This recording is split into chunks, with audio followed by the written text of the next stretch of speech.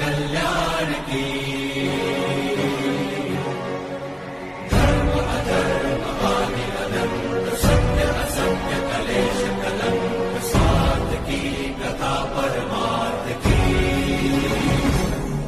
शक्ति है भक्ति है, जन्मों की मुक्ति है।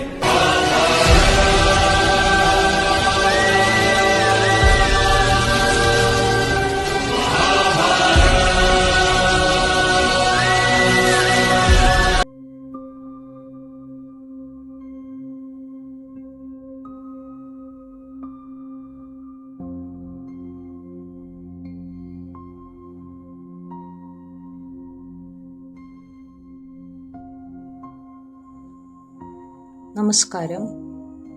Before delving into the Gita, it would only be proper to understand what Sanatana Dharma is.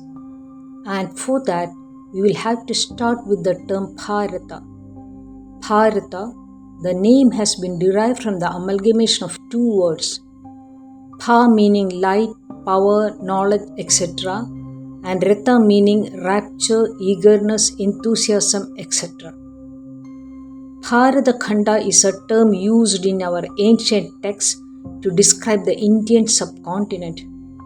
The people living in this Khanda or continent were known as the Bharatiya, meaning people of the land, rapturous of and suffused with the light of knowledge. They followed the Sanatana Dharma. Sanatana Dharma is not a religion, it's a way of life. It means the eternal duty or the timeless path. The great rishis of the sacred land had revived and initiated a spiritually oriented civilization involving duties and obligatory practices, which are actually a whole lot of rules and regulations for the common man so that each one could lead a virtuous life.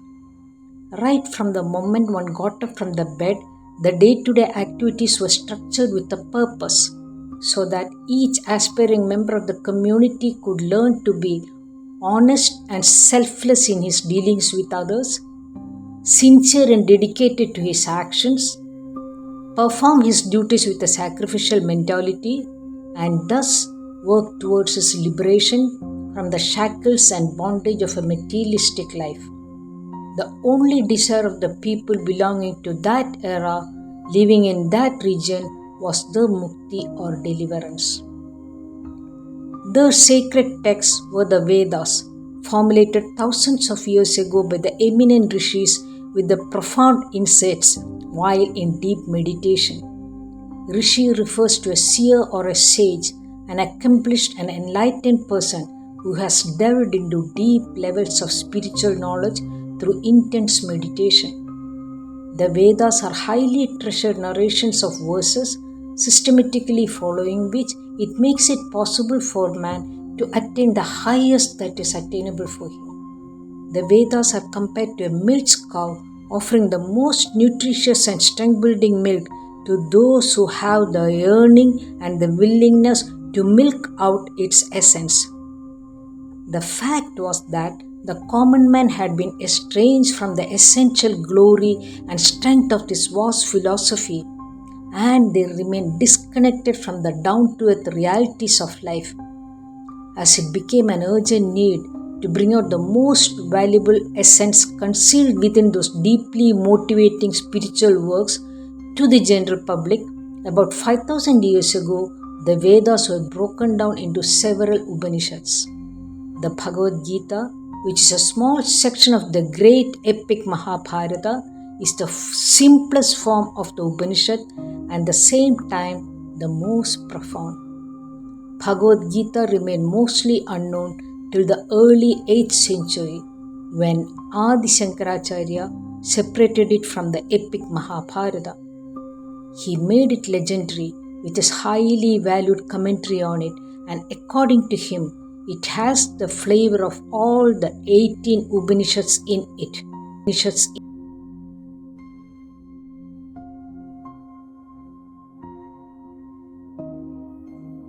Dharma teaches us that the three integral elements of a human being are his Manas, Buddhi, and Atman. Manas is mind, it thinks. Buddhi is the intellect, it discriminates.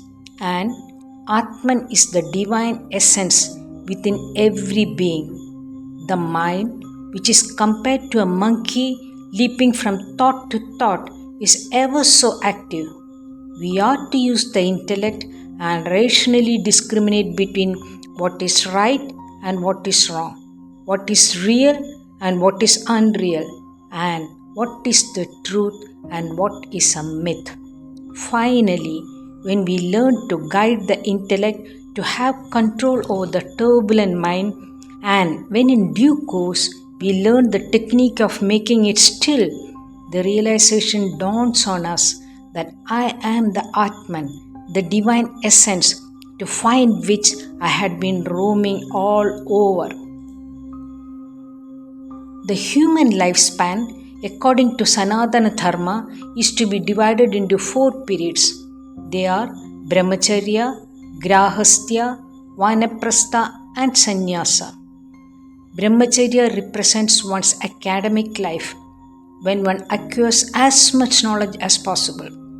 The student lives with the Guru and learns of the scriptures and the Shastras, leading the life of a menial work hand at the Gurukulam, thus learning to live a life that is centered on Dharma.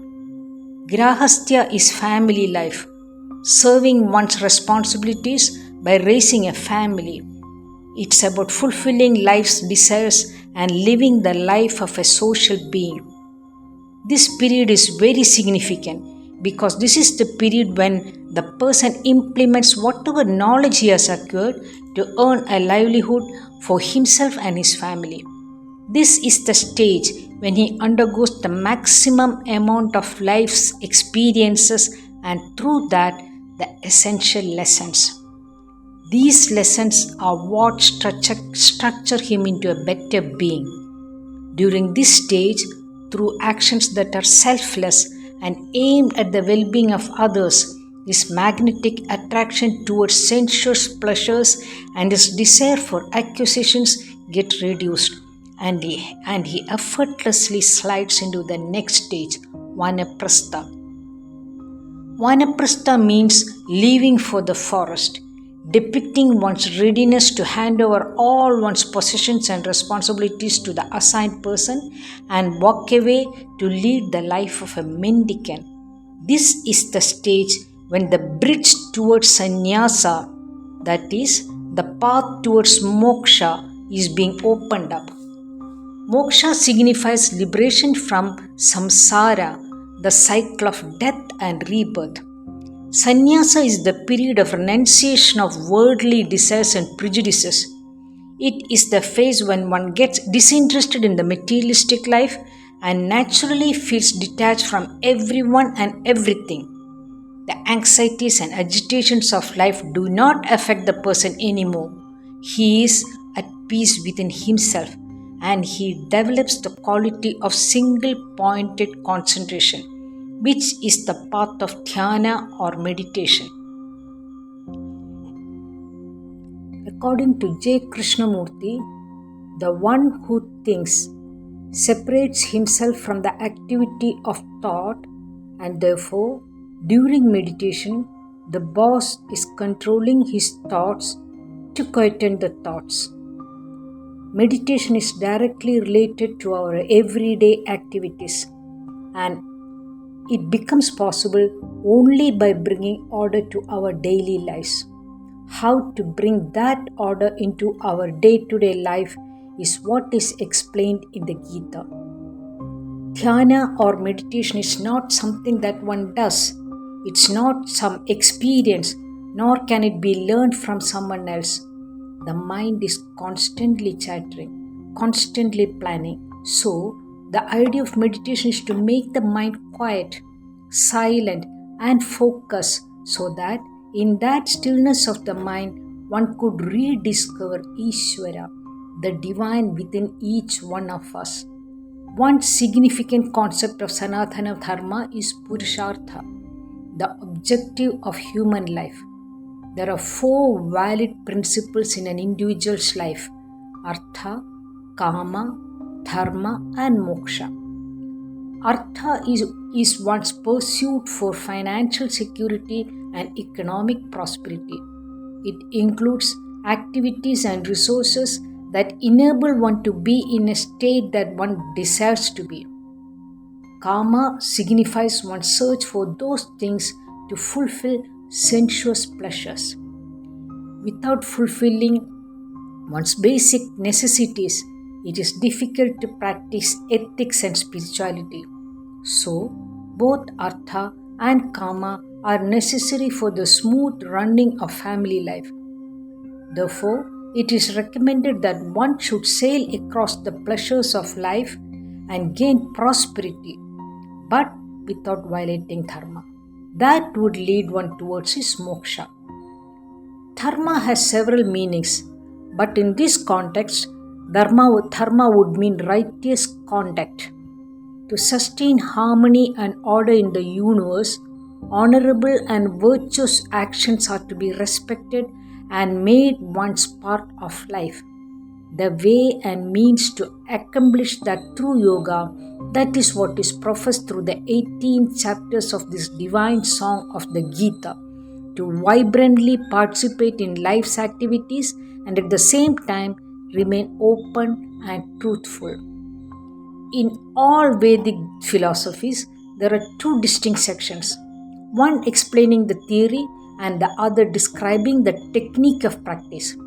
The philosophical portion of these scriptures provide the jnana, which is the spiritual knowledge, and the instructional section provides the techniques through which this knowledge could be assimilated into the very quality of the practitioner.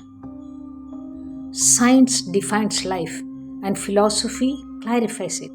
The Gita is almost an impossibility because it is simultaneously a science and a philosophy, and at the same time it is neither a scientific philosophy nor a philosophical science. The Gita explains the philosophy of life, and while doing so, it expounds and demonstrates the science of living.